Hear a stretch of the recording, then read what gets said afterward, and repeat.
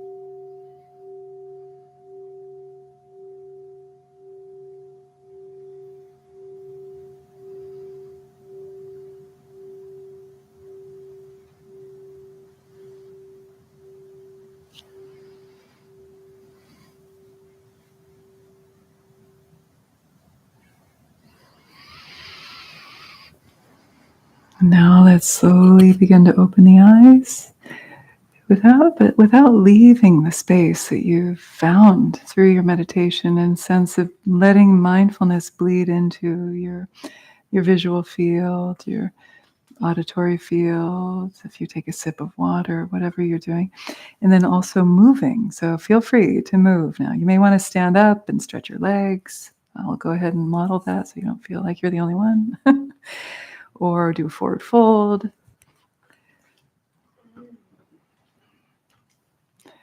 Staying in the body with the breath.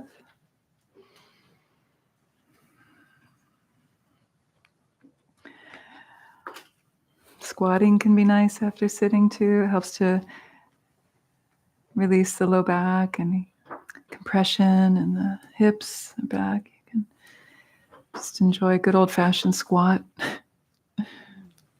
Squatting is the key to happiness. Did you know that? Being able to. Happy low back, happy hips, good pelvic health, and all the things that have to happen around there. It's good for all of it. Good, and then we'll come back. Right away, coming out of experience, speaking from experience, questions, comments, observations. Remember at the beginning I said I might ask you, or I would ask you, how it felt to work with the pranayama, and then how it felt to drop that and simply observe the breath. How was that for you? It's a very interesting dichotomy in a way. So we'll start there. Maybe a couple people could share. There's no right or wrong answers. I'm curious because it's something I play with a lot. I experience. Sometimes my body needs the structure. You know what I mean? Like you want to do something. You want to do something. Other times, you don't want to do anything. The mind just wants to rest. One's not better than the other. Yes, and say your name, please, before. Dorothy. I'll share that I appreciated that you said that you would be asking us for feedback and that you would be asking us to drop it before we started it. Because sometimes I find it's a little hard to get into, but like knowing, oh, this is for a duration and then I'm really going to be asked to let it go, that I felt like I dropped into the structure more readily than I normally do, and I let it go way faster. So I think that heads up really helped. That's great feedback. Thank you for that. And I'm glad to hear it too. Yeah, I don't usually do it like that. So it's nice to get a good reflection and what works, Work for you. My experience, because I've had that juxtaposition before. Sure. And it hasn't ever been as smooth for me or as complete on both sides. Yeah, and when we know, okay, we're only going to do this for a few minutes, and the teacher's going to ask us about it at the end, then you're more likely to. Yeah, yes, you do.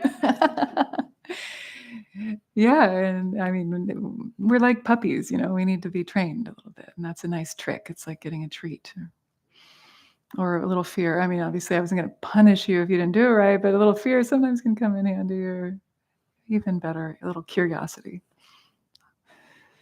coming from for your own good, not because the teacher tells you to. Thank you. Dorothy, right? Yeah, thank you. Okay, who else? How is the doing and then the undoing? It's a theme we play with a lot here. Yes. Say your name for the group too. Just Ariane. For me, it's interesting because I find it's much more natural for me to pause on the down breath than the up breath. Yeah. And I think when I pause on the up breath, what it does is it brings more, it sort of brings more attention to like my heart area, which is, yeah. So then when I did the relaxation, I actually ended up lying down, and I found my breath kind of disappeared actually. It like, it wasn't immediate, but it settled into like it didn't really feel like it was entirely, it was very subtle. Yeah. Very, very small. And it was more like my heart was present instead of the breath. It's almost like your heart was breathing. Yeah. Breathing you. That's a natural, yeah. And my back too. It felt like it was going like my breath was more like in my back than in my heart. Yeah. Good. Good. Yeah. All of those are really helpful observations. And I'm glad you shared that there are techniques. Of course, I'll go back to the first point you made, which is, did everybody hear Ariane? Yeah. Okay.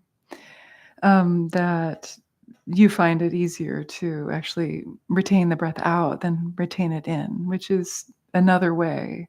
And it's a totally viable way. Sometimes you could add 2 counts also at the end of the breath. So you're really rounding out the breath. So that's would be the next step. And then you could see how that felt. Yeah, it was actually very difficult to do the 6 beats or 6 counts down breath and not have any pause. Yeah. The pause always wanted to sneak in. You wanted to stay. Enough to breathe out, so when you're doing your own thing, you could just go with that. Listen and follow, right? That's another motto here. It's one of our new Lojong slogans, right? Listen and follow. Your body is saying it thirsts for that spaciousness at the end of the out breath. So go with that.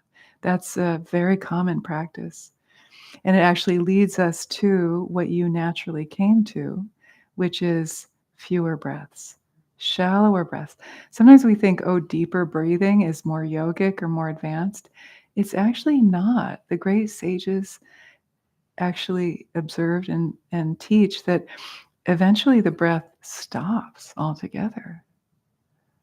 And that seems like a natural. I don't want your ego to hook onto this, Ariane. So, but another gold star for you, because that's actually happening naturally for you. So don't put too much overlay onto that. I don't want to ruin it for you.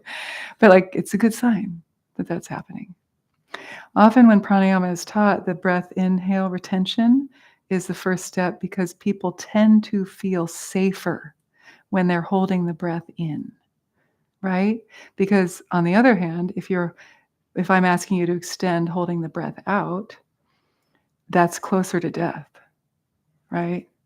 Whereas when you're holding in, you're kind of safe because you've got the breath. If you're holding out, there can be a little bit of a little pant. There can be. It's not the same for everybody. So usually let's practice extending the inhale retention for a while and get comfortable with that. That's a kind of a better first step for most if you're playing it safe. Then we would play with extending the out breath and see where that leads you. Yeah, and then the other part, then you said that the breath just basically got really shallow. So let that happen. Yeah, it seems like you're trusting that. It's not, you don't have any question around that. It's just an observation. So, right? It feels good. And it feels, yes. It doesn't feel like I'm suffocating. Like you're dying. Yeah. So that's always a good sign. And it's weird. Feels good. On the up breath is actually, for me, when I'm on the up breath, that actually feels more suffocating than being on the down breath. Mm-hmm. Yeah, I mean that makes sense in general because there is a kind of a limitation of expansion here. But as you're saying that and you're touching here, I'm also having a memory of a time when you shared that you had something here. Remember, you had like a pressure or a block. It's kind of like a cross here. So I wonder also, I've had this sometimes with my belly, like if we have emotional stuff somewhere in our body and if the breath is pushing up against that, it can feel uncomfortable. So maybe just get curious about that. Remember later in the meditation, I said, get curious and turn towards it with loving awareness. Maybe you could, when we do this again in class or on your own, if you get that feeling again or something like that, what would it feel like to get curious about it and turn towards it with loving awareness? Like, hey, what do you have to teach me? I think that cue in your meditation actually triggered something when we were doing it today. You said at the end, actually it was when you were talking about turning towards that and turning more towards the present. there was that was when I actually felt most in my heart. Like challenging, or No, you were more. There was emotional release. Like it was like I started feeling like there was a lot of sadness, but then the sadness kind of gave way to more of a compassion. There you go. Sort of There you go. Yeah. So yeah. It's beautiful to hear about the like meanderings and the little tributaries that your particular pranic body and emotional body was giving you. It's beautiful. Well, you could paint that. You could paint the story. Yeah, good. It's really nice it's so nice when students can really track their experience and then speak from that. It's a really helpful, not just for you, but also for everybody in the room. And for me as a teacher, then I can I can help reflect back to you about that. So it's also really nice just to know that people are actually listening. I know it's easy to drift off and spend half or more of the meditation lost in your own very interesting headspace, right? So it's actually quite commendable if you can actually say, oh yeah, at that stage of the meditation, at that instruction. And so in a way, like what Dorothy said, if I threaten that I will check up at the end of meditation, you might be more likely to be able to be, oh yeah, okay, pay attention. That planning can happen later. And just to be clear, it didn't feel like a threat. It felt like an invitation. No, I know. That was a joke. Did you see my... It was a carrot, not a stick. Yeah, it was a carrot, not a stick. Yeah, the air quotes maybe didn't translate very well. Yeah, good. I got that. No, I felt that. But you were clear. It was good. Okay, maybe another person in terms of this, like the juncture. How did do you get what I'm getting at here with this? We do and then undo. And sometimes the doing helps us feel the undoing. Sometimes it's hard to just undo right away. Undo you, undo you.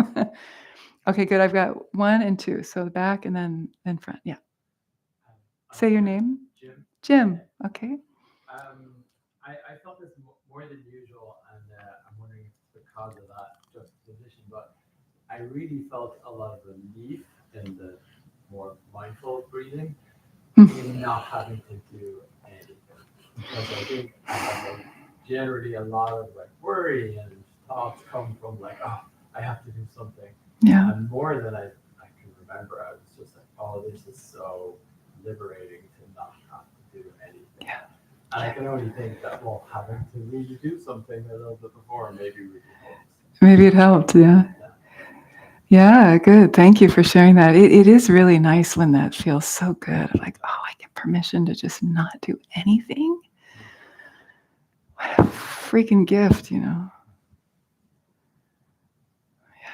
And so there's one thing, in Tibetan Buddhism, in the Tibetan language, the word for retreat is tsam, T-S-A-M, tsam. And there are levels to retreat. This tsam literally means boundary. So like when we go to a place of learning like the Alembic and we come into a class where there's structure, this is a tsam, right? We close the door, we lock the front door for better or for worse for the poor folks who were late. And the Alembic folks are so good at helping us hold this tsam, this boundary.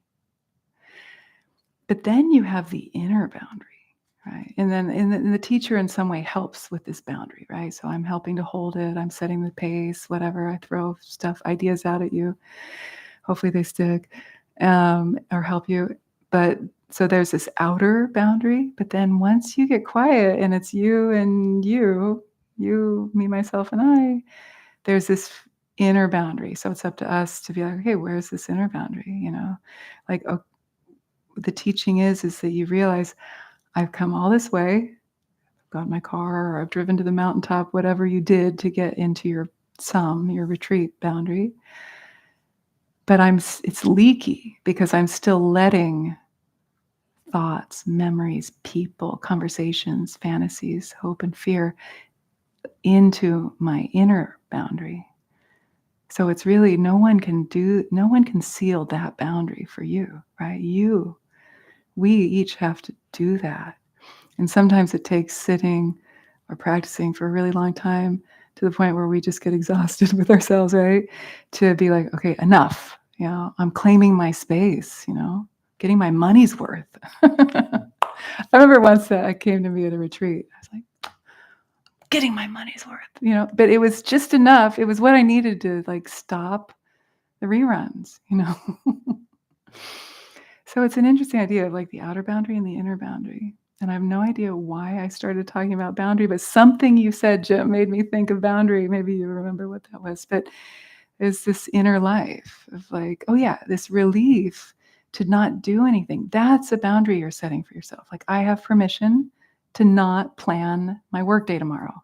I'm locking that door, a boundary. I'm setting my boundary. And that's in a way kind of like intermediate level meditator. Like, I can do that. I notice the leaking, and instead of just flailing in the soup of leakiness, you get to a point where like, I'm claiming my space. This is my meditation time. No one can take that from me. I'm getting my money's worth. Yeah, good. So you might play with it at home, like a little bit of effort so that you get that nice release. Maybe you don't need it. Some days you'll just drop right in. You'll be like, yes, I'm here. Easy. But other times we're like, maybe I need some pranayama or some yoga or a walk. And then you can release. So play with it. There's no hard and fast rule for all of you. Play with it. Be your own scientist. Check it out for yourself. Okay, in front. You. Yeah. Say your name, please. Izzy. Izzy. Welcome, Izzy. Sort of resonating with everything else. The image that came up was sort of different shadows on the same like a base relief or like a relief sculpture. Mm-hmm. And so I guess I had thought that especially something like pranayama or attention was on one end of the spectrum and rest was on the other end. But what kind of came up in terms of that sort of changing the light on the same object was like I just sort of dropped whatever stray thought of the day, whatever was bouncing around in there, just dropped into the bigger pool of rest. And it was the same with the pranayama. Was technically I'm prone to think of that as got to strive, got to increase the capacity, or make sure you don't waver, whatever. But to do pranayama as rest was so new, and led to very, very shallow, subtle distractions came and then just dissolved into it. And I think that opposite end sort of had that horseshoe metaphor where I realized that blank space or those lights or whatever was really happening in that spacious rest place was also divine and vivid and already underneath whatever other layers, all of that I'm so grateful for was surprisingly within the activity of following instructions. Within both the pranayama and the mindfulness equally, are you saying, or more? Is that one not? The visual screen was sort of luminous and blank, and maybe there were some images, but then the more that it rested, the more it became, nice. I see. Beautiful image. I love that.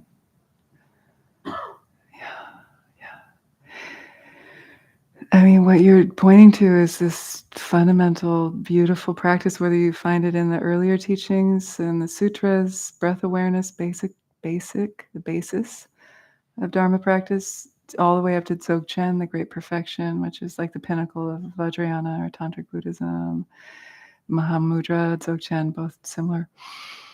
And they're all saying it's not a doing, it's an undoing. It's an uncovering of that luminosity that's already within us. Some trads call it clear light, nature of awareness. Some call it Rigpa, pristine awareness. Buddha nature, anything, whatever. They're all names, fingers pointing at the moon, which is that experience of luminosity that is your true nature. That when we're cut off from it, it's actually like we're not really cut off from it, but there's the veils, this kind of shadows that are overlaying.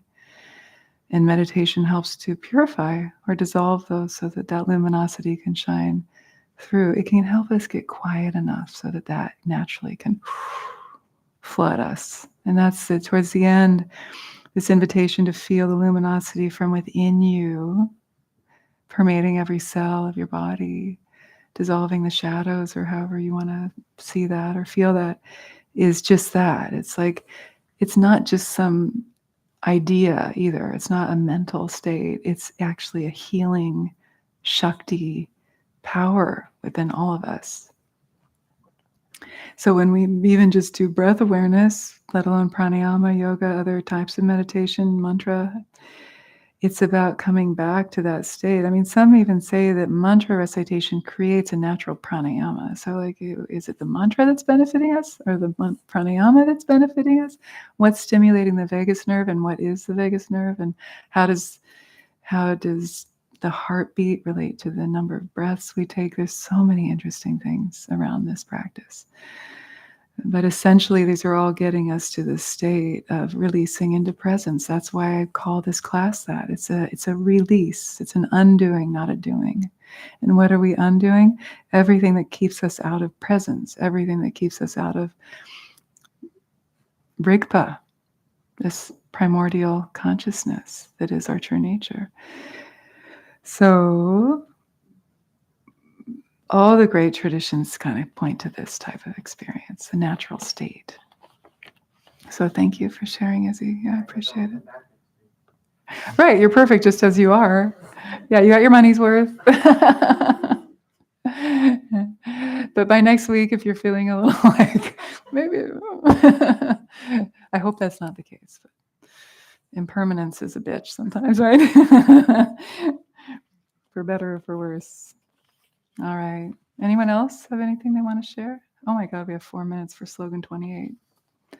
That's okay. I've been gone for a month. It's nice to not rush through things, but this is pretty easy. So I'll just offer this for you. The 28th slogan. Katie, do you want to read it out loud? Number 28. Abandon any hope of fruition.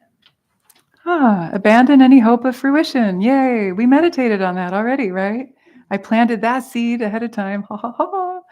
You know, we come to meditation if I want this, I want to have samadhi, I want to get rid of my chronic pain, whatever. Those are all ambitions, right? We have an agenda. So not just in life, but also in meditation. Can we abandon all hope, any hope of fruition? Meaning attachment to the fruit, that we have some concept of what that fruit looks and tastes like.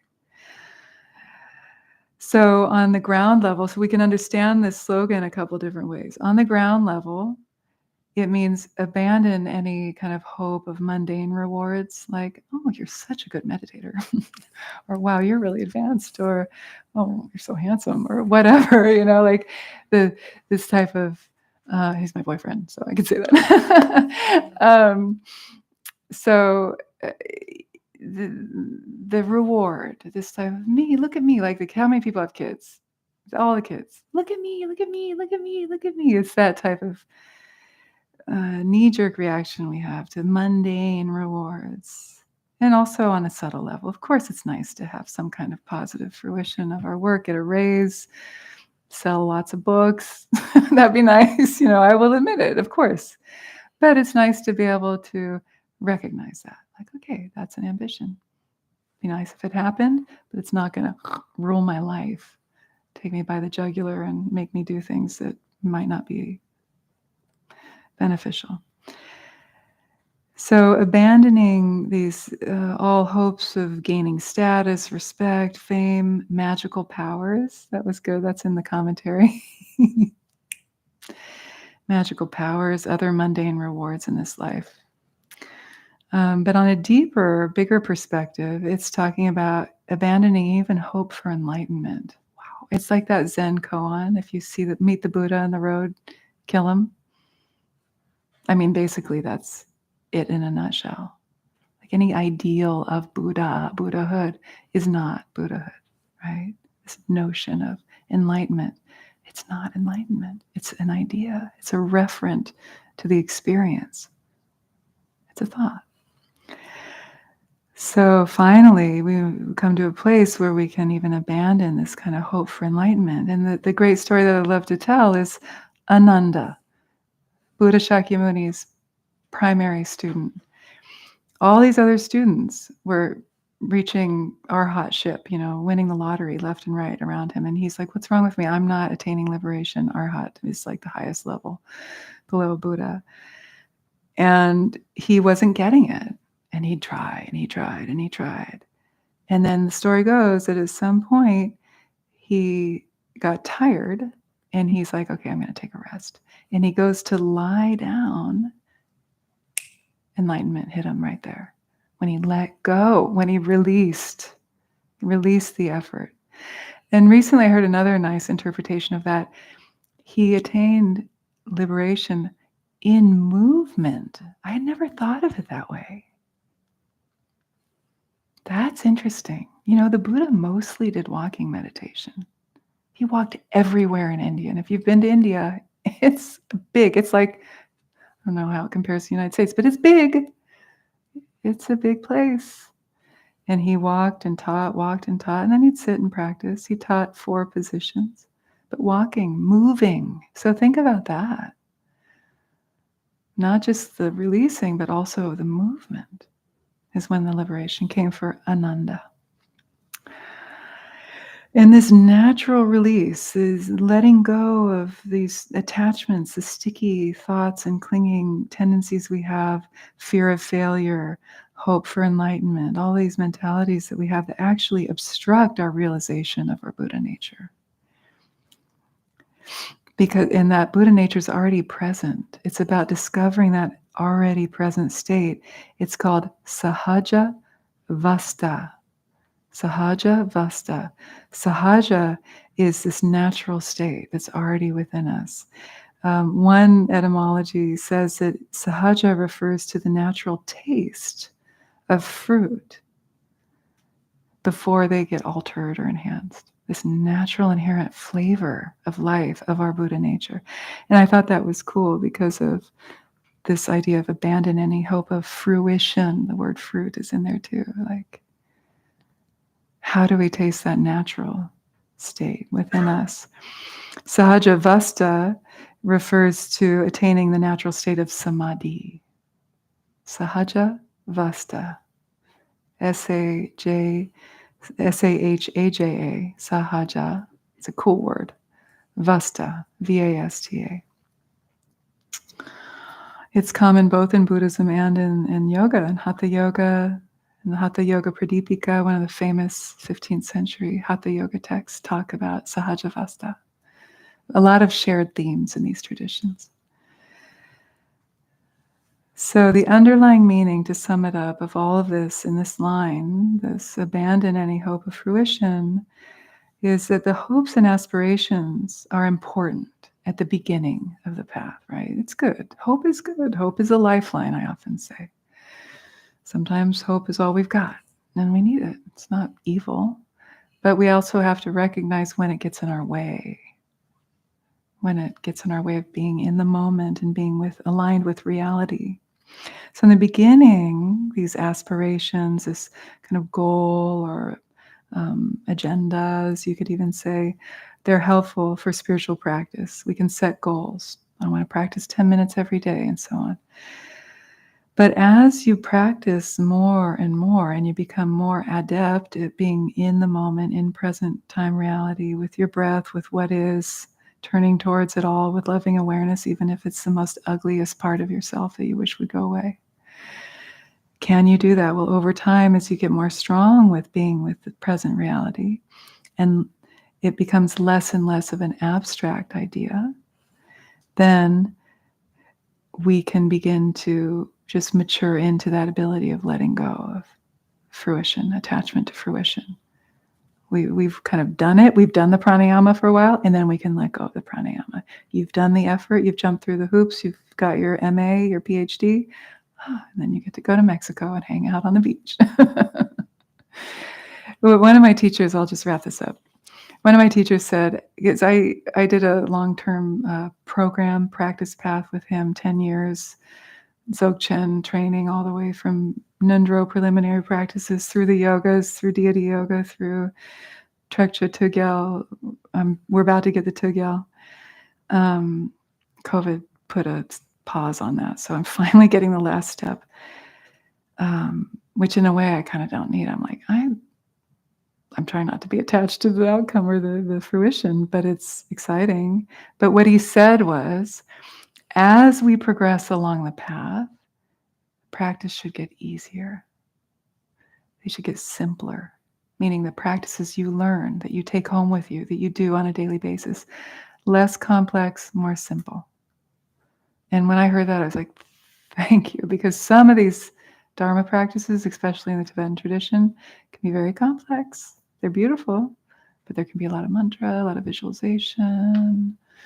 You know, you're doing a certain amount of hours, a certain number of mantra. It's kind of feeding that kind of earlier stage of like jumping through the hoops. But what's beautiful about that, though, the way it's engineered, is that the fruit of liberation and the ultimate understanding that your nature of mind is always present within you, you're already perfect just as you are, is always present within the seed. The fruit is always communicated and made apparent to you in the foundational practices, in the seed. So for those who are ripe for it and ready for it, even if you're new to the path, maybe you have past karmas, it's there for you. You can taste it and you can realize it. So it's not like so linear. I don't want to give you that impression. It's a beautifully engineered system. But the main point is that it's about releasing and doing less instead of doing more as we get more advanced. And it's that capacity of resting in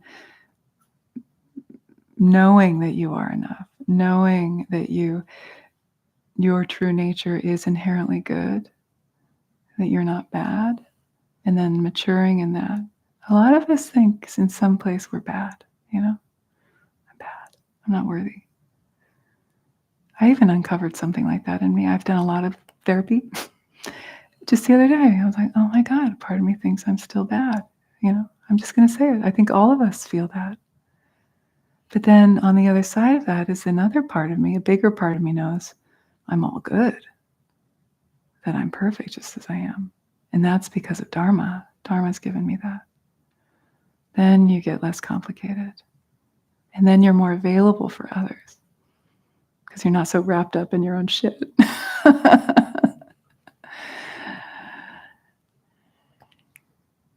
Okay, yes. Maybe related to that, I have a huge challenge with the word abandon and how is this thing on the other side? Mm-hmm. When Yeah, it's like a letting go. What is the thing on the other side? Going to feel when I abandon. So it's like if I'm working for something like a relationship with another being, and to abandon any hope of fruition feels almost like letting down whatever is on the other side of the relationship. Interesting. Did you hear her?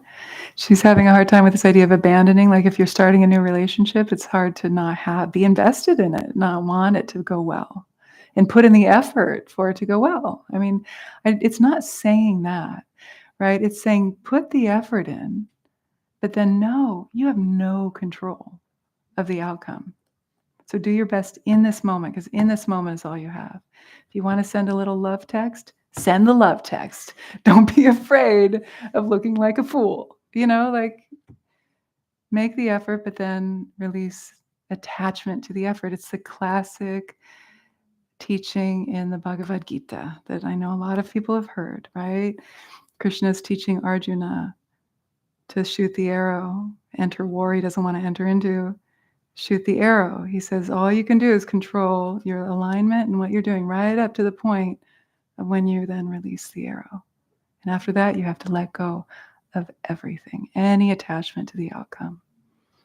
It makes such a great image, right? Because once that arrow is out of the quiver, we have no control. We have to let go, see what happens. So it's a good question. Yeah, thank you for raising that.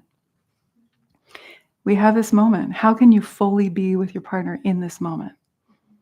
That's the gift that plants the seeds for a really good fruition, usually, but you shouldn't be attached to that because we can't guarantee that. I'm not going to guarantee it, but I'll bet your life, I can say from experience, will be better than if you are attached. Want to control it. So, okay, that helpful? Okay, good. All right, let's close by dedicating any positive energy that's come from our practice together, our inquiry, our wrestling with our demons, whatever it is that we're doing here. May it in some way make us more whole and healthy, and that will reverberate out. And we dedicate this positive energy for the benefit of all beings. We let it go like the arrow.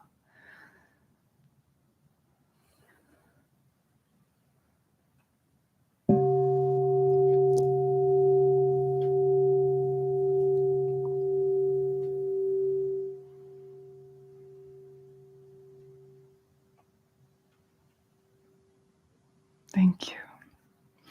So I should tell the new folks, this class is slated to end at 8:30, but inevitably sometimes we may go a little later. So if you can set your life up to also think about maybe you'd be walking out of here by 8:45, that's great. If you absolutely have to go, you can go, totally can go. But I like,